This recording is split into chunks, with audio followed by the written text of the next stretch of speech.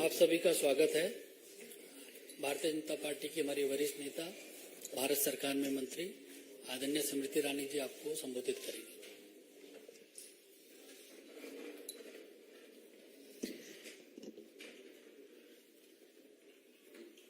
It seems the month of June inspires the Congress Party to delve into its draconian past and in the present, where they have instruments of state. Such instruments are used to stifle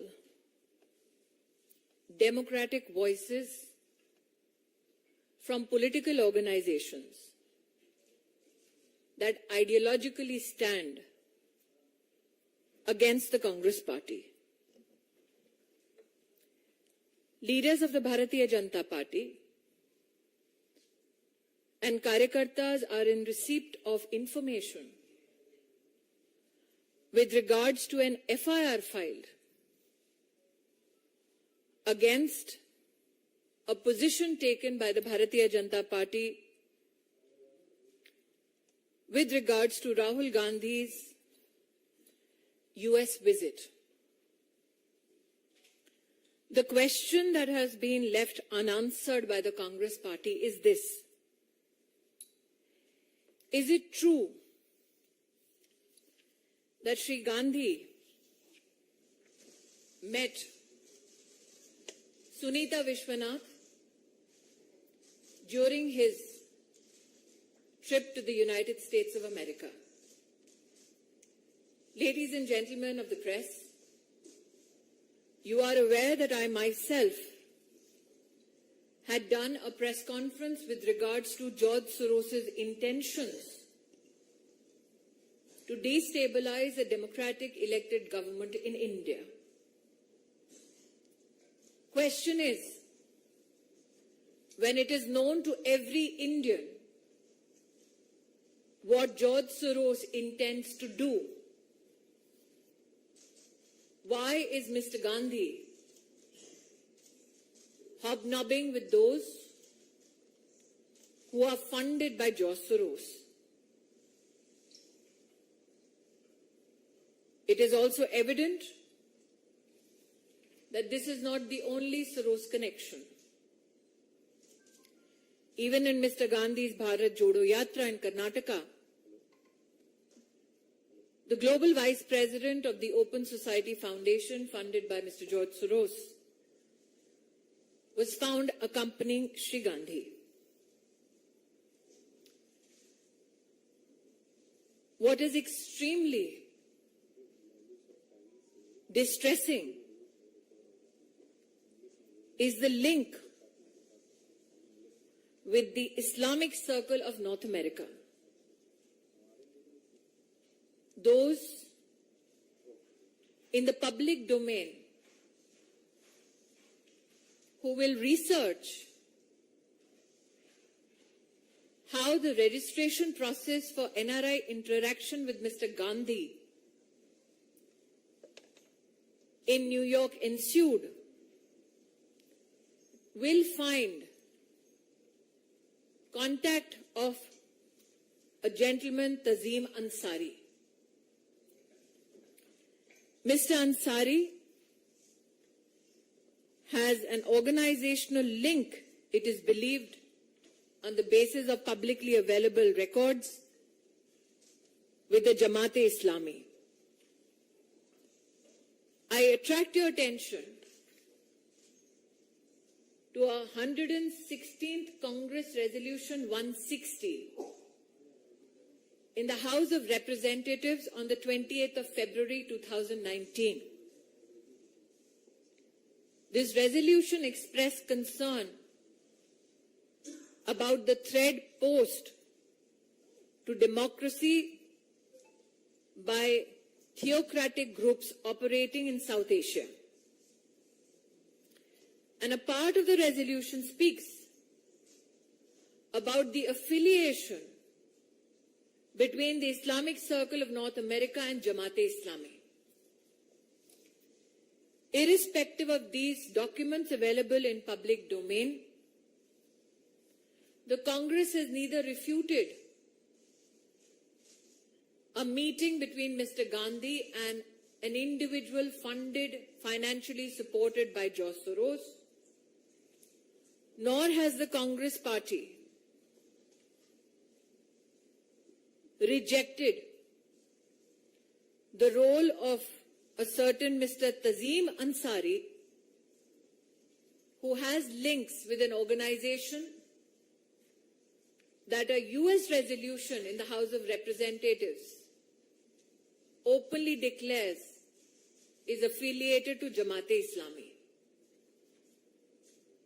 It is expected that the Congress party, given its draconian past, will leverage any instrument available to it to stifle those who voice an opinion against the Gandhi family. I have with me another article in hand. I will deliberately not name the publication or the reporter so that their safety is not endangered by the Congress party. But I will quote from this article which is available in the public domain. And that article itself also indicates that how the Sorosian West looks at Mr. Gandhi as a pawn to checkmate not just Modi, but India. To file an FIR because the truth was spoken just indicates that as far as the emergency goes in the Gandhi family, the apple has not fallen far from the tree. Media के मित्रों को आभार व्यक्त करती हूं कि आज Bharatiya Janata party का राहुल गांधी के यूएस विजिट के संदर्भ में प्रेस कॉन्फ्रेंस में आप सब पधारकर हमारी बात देश को पहुंचाना चाह रहे हैं। मेरे हाथ में वो तस्वीर है जिसमें एक ऐसी महिला विद्यमान है श्री गांधी के साथ जिनका नाम सुनीता विश्वनाथ है। ये तस्वीर अमेरिका में राहुल गांधी की उनकी मुलाकात की है। जॉर्ज सोरोस द्वारा फंडेड, सपोर्टेड फाइनेंशियली इस महिला से क्या गुफ्तगू कर रहे थे श्री गांधी, इसका खुलासा केवल श्री गांधी कर सकते हैं।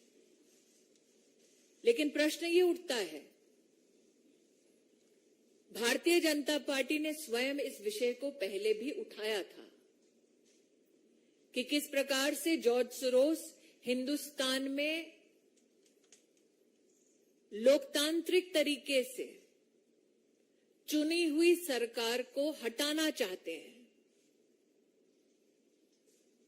जब जॉर्ज सोरोस के इरादे हर हिंदुस्तानी को पता थे, तब भी ऐसी क्या मजबूरी थी कि श्री गांधी ने जॉर्ज सोरोस की एक सहयोगी समर्थक के साथ अमेरिका में जाकर मीटिंग की। पब्लिक डोमेन में, इंटरनेट पर ये जानकारी भी उपलब्ध है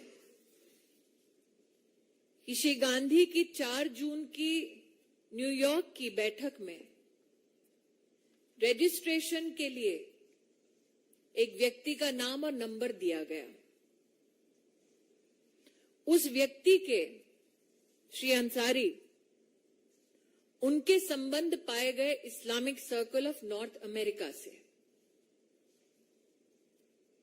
Islamic Circle of North America के बारे में 28 फरवरी 2019 में यूएस कांग्रेस में, हाउस ऑफ रिप्रेजेंटेटिव्स में एक रेजोल्यूशन के बारे में कहा गया कि इसका संपर्क और संबंध जमाते इस्लामी के साथ है। ऐसा क्यों है कि पब्लिक डोमेन में जिनका संबंध और संपर्क जमाते इस्लामी के साथ है, उनका सहारा लेने की कांग्रेस पार्टी को नौबत आ पड़ी। जॉर्ज सोरोस का और उनके द्वारा फंडेड संगठनों का राहुल गांधी से ताल्लुक नया नहीं पुराना है। एक और प्रकाशन में ये स्पष्ट हुआ है, इंटरनेट पर भी ये फोटोग्राफ्स उपलब्ध हैं। सलील शेट्टी नाम के एक सज्जन ने, जो ग्लोबल उपाध्यक्ष हैं ओपन सोसाइटी के, जॉर्ज सोरोस के संस्थान है, उनके साथ राहुल गांधी ने भारत जोड़ो यात्रा की। तो जो जॉर्ज सोरोस डंके की चोट पे कह रहे हैं कि वो हिंदुस्तान की लोकतांत्रिक ढांचे का एक अभिन्न अंग, उसकी सरकार को गिराना चाहते हैं, ऐसे संगठन के साथ और उस संगठन से संबद्ध लोगों के साथ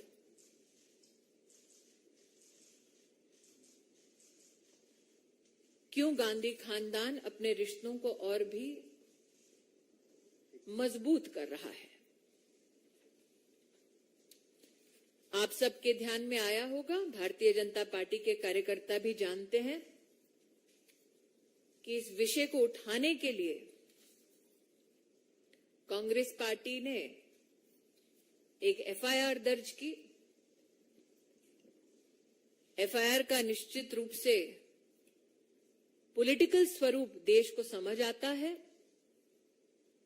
जून का महीना है, आपातकाल की याद निश्चित ताजा करते हुए गांधी खानदान ने पुनः देश को यह प्रमाण दिया है कि चाहे राज्य में उनके पास सत्ता आ जाए, वो सच को दबाने के लिए किस हद तक जा सकते हैं।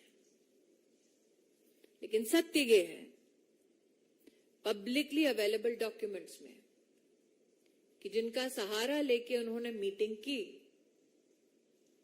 उनका संबंध जमाते इस्लामी के साथ है।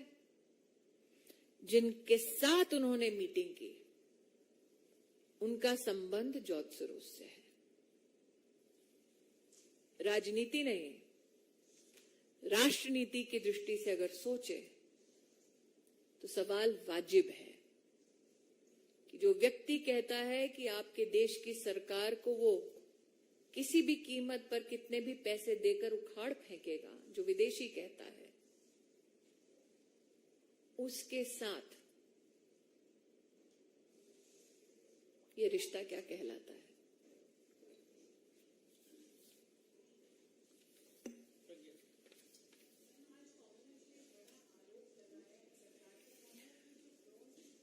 मैं दोबारा कह रही हूं, आज की ये मेरी विषय से जुड़ा कोई अगर सवाल है तो मुझे बताएं, क्योंकि मैं दोबारा कह रही हूं कि आपने आज तक किसी ऐसे गांधी खानदान के व्यक्ति को देखा जो जमाते इस्लामी द्वारा सपोर्टेड व्यक्तियों के माध्यम से अपनी मीटिंग करे? आपने आज तक अपनी पूरी पत्रकारिता के करियर में क्या कभी किसी राजनेता को देखा जो ये कहे कि हम उनके साथ जुड़ते हैं जो हिंदुस्तान की डेमोक्रेटिकली इलेक्टेड सरकार को उखाड़ फेंकना चाहते हैं? मैंने ये भी नहीं कहा प्रज्ञा, मेरे हाथ में एक और आर्टिकल है जिसमें एक पत्रकार ने ये कहा है। मैं जानबूझकर पत्रकार और पब्लिकेशन का नाम नहीं ले रही ताकि पत्रकार को कोई आंच ना आए, लेकिन ये सारा डिटेल पब्लिक डोमेन में उपलब्ध है।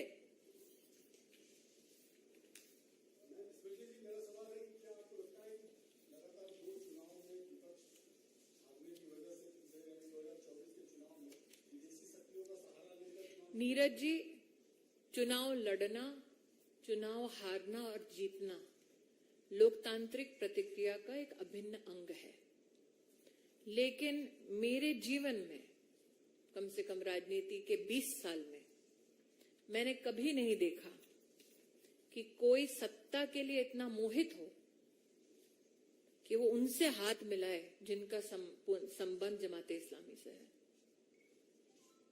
सत्ता के लिए इतना मोहित हो, इतना आकर्षित हो कि उनसे मुलाकात करे जो आपकी देश की व्यवस्थाओं को उखाड़ फेंकने का ऐलान करते हैं धड़ल्ले से। कोई भी राष्ट्रभक्त, और ये मैं इसलिए नहीं कह रही हूं क्योंकि मैं भाजपाई हूं, किसी भी हिंदुस्तानी से पूछ लीजिए, हम घर में अपने झगड़े सुलझा सकते हैं। बाहरी ताकतों से मिलकर क्या देश को संदेश देना चाह रहे थे?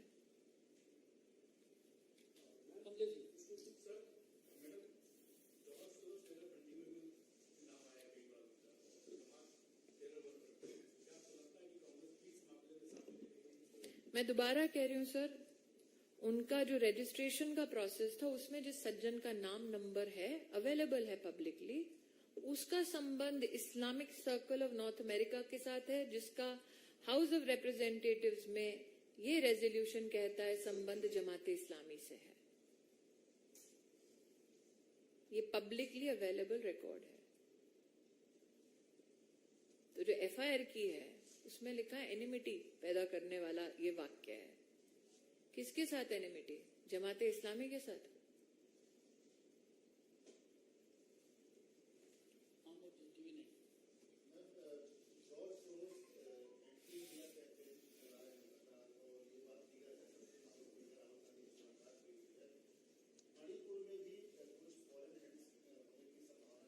क्योंकि एक डेवलपिंग सिचुएशन है आमोद जी, सिक्योरिटी से संबंधित, इसलिए इस पे एमएचए टिप्पणी दे, यही रिस्पॉन्सिबल पोजीशन होगी। मैं वही कह रही हूँ, वो जानबूझकर जो भी कर रहे हैं, लेकिन मैं अपनी जिम्मेदारी को समझती हूँ। इस विषय पर एमएचए ही अपना वक्तव्य दे तो बेहतर रहेगा।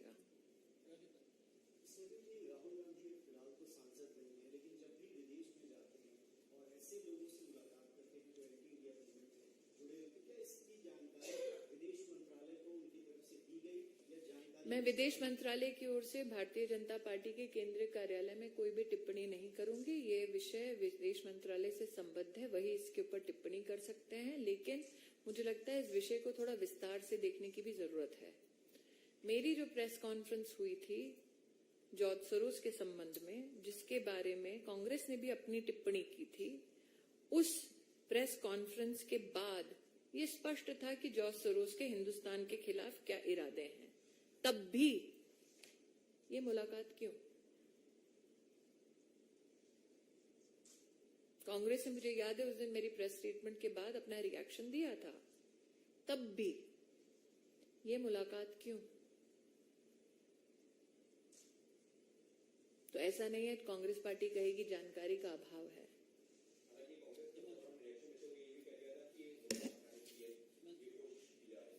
मिले वो और कहें कि मुद्दा न बने। आप पत्रकार हैं कि आपके लिए स्वाभाविक प्रश्न नहीं है?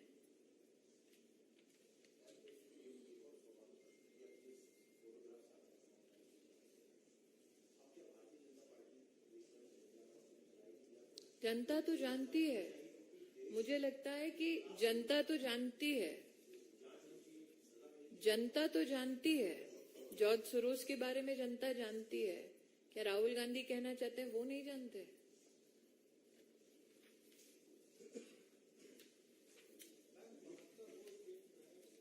भाई साहब, इससे अगर कोई संबंधित प्रश्न हो तो बताएं। Thank you.